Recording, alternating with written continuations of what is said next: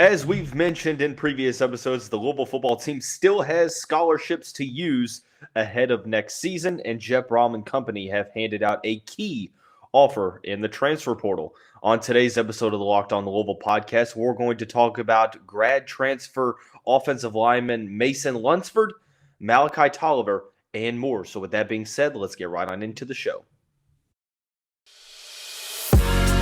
You are Locked On Louisville, your daily podcast on the Louisville Cardinals. Part of the Locked On Podcast Network, your team every day.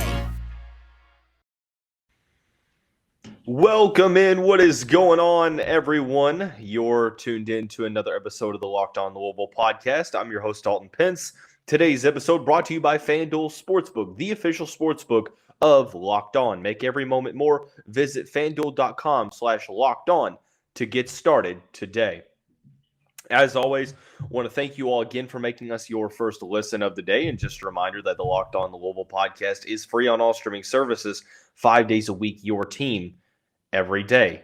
With some scholarships left to address needs ahead of the 2023 season, the Louisville football program recently handed out a key offer to Maryland graduate transfer offensive lineman Mason Lunsford. We'll talk about why he is exactly what the doctor ordered for the Cardinals next season. We'll also talk about the Cards making the list cut for highly sought-after 2024 prospect Malachi Toliver. And then in the conclusion of the show, we will dive into a weekly mailbag segment. So, talking about the transfer portal, obviously from early December to the end of January, maybe even a little bit before that, there was a lot of activity in terms of commitments over a month and a half, 2 month span. Even after National Signing Day, we saw a lot of offers be handed out in the 2024 class, but I mentioned that the Cardinals still have scholarships open to work with, which is such a good problem to have because it allows you to sort of be in wait and see mode in terms of determining what the positions of need are throughout spring ball. Obviously, there are going to be players that enter the portal after spring practice, things of that nature, maybe even from Louisville as well. So the number that I've seen floated out there is 7. Now, it seems like that has come from Cardinal authorities Jody Demling. So if Jody is saying it, then it is obviously very reputable. But assuming that Louisville has, over 5 scholarships to work with, that gives you the luxury of kind of sitting back and waiting and really kind of going over things and then making a decision on the positions of need moving forward, especially with how the coaching staff had already addressed the portal back in December and into January. They revamped the defense a good amount. They brought some very solid skill position players into the mix, Jack Plummer at quarterback, so on and so forth. But now we're looking past that because I think that, with the scholarships open, Louisville really needs to take the bull by the horns here and go all in. They need to address every position that they possibly can. And with, 7 scholarships or so open at this point in time, it would make a lot of sense to do so. One key offer that has been handed out recently is to Maryland graduate transfer Mason Lunsford. The offensive lineman played the past couple seasons for the Terrapins in the Big Ten and was a fantastic standout this past season. 6'7", 305-pound interior lineman. Hasn't been in the portal for long. He entered the portal this past weekend. That has not stopped him from already picking up some big-time offers. Arkansas and Houston mainly being the main ones at the moment.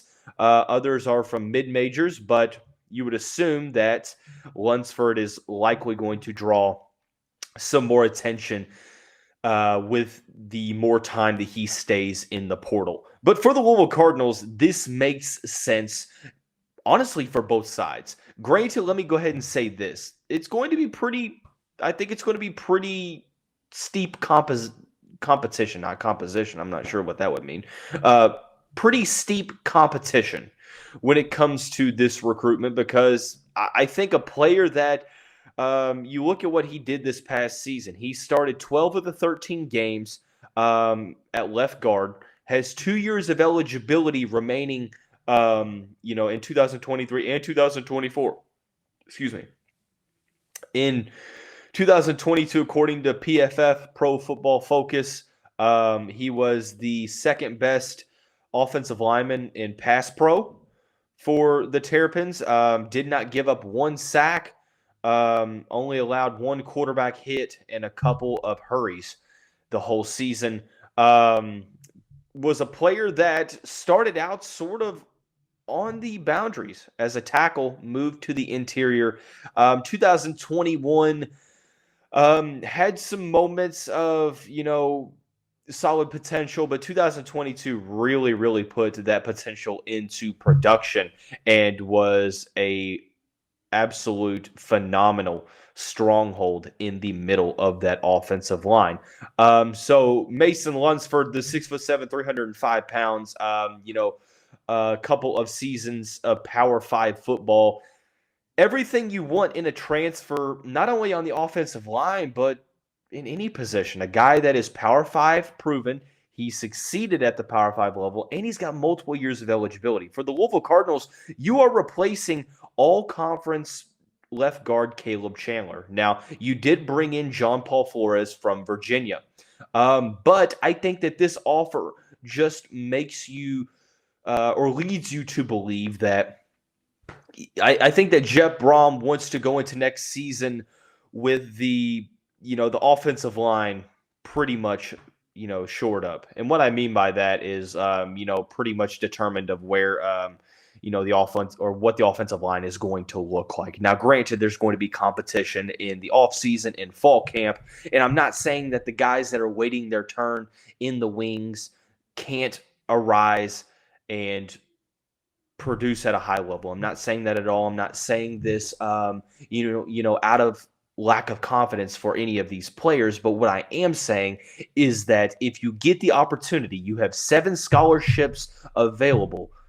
Why not go out and use one of those scholarships on a guy that could come in right away and start at left guard because you have an opening there? I think that most people would believe that that is probably going to be for Austin Collins at the moment. He's probably the presumed starter, but you lost Luke Kandra to Cincinnati, who transferred to the Bearcats program. I think that this makes a lot of sense because it takes away some of the questions surrounding the offensive line. You bring a veteran presence to the offensive line, a guy that has produced at a high level. It just makes a ton of sense for Louisville. A player that has played a ton of snaps. He started a ton of games. And not only did he start, but he was fantastic. 0 sacks, 1 quarterback hurry in all of last season, starting 12 of 13 games, having a solid frame, being 6'7", 305 pounds, just makes too much sense if you are the University of Louisville, trying to take advantage of a very favorable schedule. So at this point in time, the one-time transfer rule really does make things favorable. So why not go all in and try to upgrade where upgrades are possible?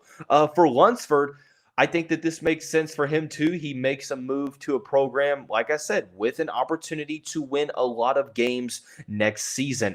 There's a lot of hype surrounding the Louisville Cardinals right now. How they addressed, Flyville 23, how they handled the transfer portal, how Jeff Brom is now the coach at Louisville. There's a lot of fan hype surrounding the program as well. Mix in that the Cardinals will not take on Clemson nor Florida State this upcoming season. They have a schedule that many people really have them sitting at 8 wins or more. It makes a lot of sense. He's going to a Power 5 level with solid facilities, a program that's respectable. I'm not going to say it's a blue blood or top tier program, but it's respectable. I would say it's a step up from Maryland. No disrespect to Maryland, but I think Louisville's a little bit better of a program. And you go right into a starting spot. for an offense that a lot of people are definitely going to be tuning in on. So I think this move makes a lot of sense for both parties and would be a huge addition to the University of Louisville. Obviously, it's a matter of trying to get him on campus, here in the near future. Speaking of another offensive lineman, this time in the 2024 class, Malachi Toliver recently cut his list to 10. The 3-star offensive tackle from Georgia has really been rising up the recruiting rankings, and Louisville has tried to stay in the mix. Currently, they are doing so. We'll talk about that recruitment here in just a second after we talk about our friends and the title sponsor of the show, FanDuel. The midway point of the NBA season is here, and now is the perfect time to download FanDuel, America's #1 sportsbook, because new customers get a no-sweat first bet up to $1,000. That's bonus bets back if your first bet doesn't win. Some of the NBA bets of the week that you can take a look at, from spreads to money line, total, so on and so forth, player props. Like I was looking the other day of what the player projections were for my favorite team, the Houston Rockets, and where they had Jalen Green at. And I think that is a very interesting line that they had him at. But there's so many more exclusive bets, like the 2 3-pointers scored in the first 3 minutes. Just very, very specific bets that make betting fun. Don't miss the chance to get your no-sweat first bet up to $1,000 in bonus bets when you go FanDuel.com/locked-on. That's FanDuel.com/locked-on to learn more. Make every moment more with FanDuel, an official sportsbook betting partner of the NBA. Hey, Cardinal fans, thanks again for making Locked On Louisville your first listen every day. Make sure you check out our brand new podcast, Locked On College Basketball. Everything you need to know about college basketball all in one place, plus hear from big-name experts, insiders, coaches, and players. Locked On College Basketball, available on YouTube and wherever you get your podcasts. Transitioning on into the second segment of the show, we've talked about Malachi Toliver before. In the episode in which we discussed Jeff Brom potentially trying to create a pipeline or grow and solidify the Louisville pipeline into the state of Georgia, we talked about Malachi Toliver, who is a rising 2024 offensive lineman that has visited campus over the past couple months, I believe. I think January. I could be wrong, but I think it was January for that junior day, the Brahmin Bowl or the Bruncheon Bowl, whatever it was called. But no secret that Toliver's, overall recruiting profile and status was definitely rising. His stock was rising in terms of rankings. Currently, the Cartersville, Georgia native sits as the 638th best prospect in the country, according to the 24/7 Sports Composite, 51st best offensive tackle, and 55th best prospect in the state of Georgia. The Cardinals made his recent top 10 along with, let's see, I need to go in and see who made this as well. I don't know why it doesn't show it where I was looking at, but regardless, making the top 10 is big for Louisville for a handful of reasons. Number one, it means that their efforts, prior to other schools, getting into the mix, because the Cardinals offered Toliver back last April. So you have to give a little bit of credit to Scott Satterfield and company for identifying the talent there. But also, shout out to Jeff Brom and company, who have continued to grow that relationship, strengthen that relationship, and even get Malachi Toliver on campus. The 10 that he cut his list to: Tennessee, Georgia, LSU, Georgia Tech, Auburn, Louisville, Mississippi, Vanderbilt, South Carolina, and Michigan. So obviously a ton of SEC and Southeast flavor. 6'5", 295 pounds. Plays for Cartersville High School, most famously known for being the alma mater of current Jacksonville Jaguars star quarterback Trevor Lawrence. Toliver is a player that, in my opinion, it's going to be tough to take him out of the Peach State. The main thing to focus on here, and I think this is going to be a very, very, very tough recruitment to win for the University of Louisville for two reasons. Number one, and this is by default, there are a ton of top programs in this top 10. I mean, you talk about the schools that I named: LSU, Tennessee, Georgia, Michigan, Auburn, so on and so forth. What I will say is the main thing that worries me about this is the offer that he got from the Georgia Bulldogs while visiting Athens in late January. Granted, he's been to Athens multiple times. Obviously, growing up in the state of Georgia, Toliver is no stranger to the University of Georgia. But it's going to be severely tough to recruit against the Bulldogs at this point in time for a handful of reasons that are very, very obvious. Number one, they're coming off back-to-back national championships. Number two, you're staying close to home. Number three, Georgia has done a great job of getting offensive linemen consistently drafted highly. Number four, you have a chance to compete in front of however many tens of thousands of fans in a SEC environment, playing on primetime television a lot. And not only that, but you are likely going to be competing for a national championship your whole time there. Whether you win one or not, that is yet to be seen. But regardless, it makes a lot of sense for him to choose Georgia. Now, granted, the main thing to focus on here is, yes, he got the Georgia offer, but that is only one piece to the puzzle that is a recruitment, because at this point in time, sometimes an offer doesn't necessarily have a committable action tied to it, right? Just because you get an offer doesn't necessarily mean that, you are, I'm not going to say allowed to commit, but encouraged to commit. You get what I'm saying. Just because, you get an offer doesn't necessarily mean you are being prioritized. So I think that, unfortunately for Louisville, I think the Cardinals could make a top 5 here if Toliver wasn't to make a decision early on. Part of me thinks that if he were to commit early, it would be to Georgia. It would be Kirby Smart and company trying to get him on board early and get that recruitment shut down. But part of me feels like that if he waits, it could only work for Georgia's favor as well, because, you see what the other offensive line targets are doing for the Bulldogs. Look, I think that despite Toliver currently being rated just inside of the top 650, he's going to be a guy that could definitely get into 4-star range. I think even if he were to stand put, which I don't think is going to be the case, but even if he were to stand put in the rankings, I still think that this is a player that Georgia probably says, you know what, there's a ton of potential here, moves well for his size, strikes well with his hands against opposing defensive linemen, opposing edge rushers, a possible,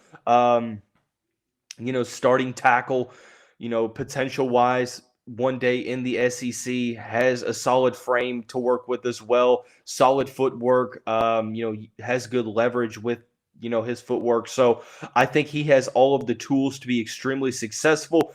And I think that at this point in time, Louisville might be able to compete NIL-wise, but there are other things to focus on in this recruitment that I think it's just going to be really tough for not only Louisville, but other programs. I mean, Michigan, LSU, Auburn, Tennessee are at a disadvantage because Georgia is in a very, very good spot recruiting wise to where they can kind of they have first selection, first dibs on recruiting because of how they're doing, back-to-back national championships, so on and so forth. And not to mention, this is literally a player from a couple hours away from Georgia's campus. So, the notion that Toliver has included Georgia Tech, who has been struggling over the past decade or so, in his top 10 would make you believe that, maybe staying home is something that he's interested in. And a lot of people have gotten the vibe that Georgia is the leader and it's going to be tough to go toe-to-toe. I know that Louisville has gone toe-to-toe with some big-time programs, most notably for TJ Capers, the 5-star edge rusher that committed to Louisville back in January. But, hey, still, this is going to be a little bit of a different recruitment because, no disrespect to Miami, but I feel like that lack of success might hurt them a little bit. But Georgia, it's really hard to recruit against Kirby Smart and the Bulldogs. So it'll be interesting to see, what his time frame looks like in terms of a commitment and what he's looking to do. But I think Louisville, to have a chance, is going to need to get him on an official visit at the very minimum. So that's going to be all for the football recruiting side of the show. We'll now dive into the weekly mailbag. Before we do that, I want to say shout out to you all again for sharing, listening, subscribing, rating the podcast, watching the podcast on whatever streaming service you use. It definitely does not go unappreciated. We are getting close to episode number 350 for the podcast, which is extremely exciting. So I really, really am very appreciative for you all. But show's not over yet. We're going to dive into the weekly mailbag. Got a couple of solid questions to go through. Number one, how did I know that this was going to be on the docket for this episode? Because it's been asked a couple of different times. Louisville only has a couple of games left in the season. How do you think they finish the season in terms of record? I'm going to go ahead and pull this schedule back up. I had it and I lost it. 3 regular season games left, and then at least 1 ACC tournament game, right? So you have 2 road games at Georgia Tech and at Virginia. You have Virginia Tech at home. I'm going to say they win 1 more game. ACC tournament, it really just kind of depends on who they play. I think I'm just going to go out on a limb. I'm going to say they win 1 more game. I think that they're going to beat Georgia Tech at home, and I think that they're going to lose to both of the Virginia teams. If they were to play Georgia Tech in the matchup in the ACC tournament, or maybe they play possibly Florida State, a team that they played tough just a couple games ago, I maybe could see them, advancing to the next round. But other than that, I think that at this point in time, I think that they're making strides. I mean, I think that they're improving slowly but surely, not substantially, but I mean, they're showing improvement here and there. So I think that the Georgia Tech game, if they were to win 1 game, it would be against the Yellow Jackets. I think right now, I think 1-4 or 1-3 or 0-4 is probably the most likely thing for the Louisville basketball team. Is probably what I would go out on a limb and predict. Excuse me. Does Louisville showing improvement mean more job security for Kenny Payne heading into the offseason? I mean, I guess it couldn't hurt. I have been under the line of thinking that Kenny was always going to get a second year regardless of what happened year 1. So I think it's kind of a moot point to suggest that it might have helped job security. I guess it couldn't hurt it, but I think it kind of confirms that we're going to have a second year of Kenny Payne, at least to start the season, depending on how the season goes. Getting a full off season to see what he can do in the portal, trying to address the team needs and rebuild this roster. Whether or not you agree with it or not, I think that is probably the most likely outcome, is that he's going to have a year 2. I haven't heard anything. I haven't seen any smoke that has led one to believe that Kenny Payne's job is in serious jeopardy. It would have to take something out of left field happening that would, mean Kenny Payne's not back next season, like him stepping down, which I don't think would happen at all. If I was him, I definitely wouldn't step down. That would make no sense for him. Getting to this stage and then stepping down. I mean, that's not going to happen. So, to answer the question, I don't think it hurts, but I don't think it's something that really was going to be that big of a debate. So, next question. There's been a player named Churchill Abbas, a player from Africa, a forward from Africa, that has been rumored to join the team. Assuming that he does next season, combined with Caleb Glenn, Curtis Williams, Emmanuel Okorafor, and some of the current players, what are the needs in the portal? Like I said, I mentioned this, I think, in the last mailbag.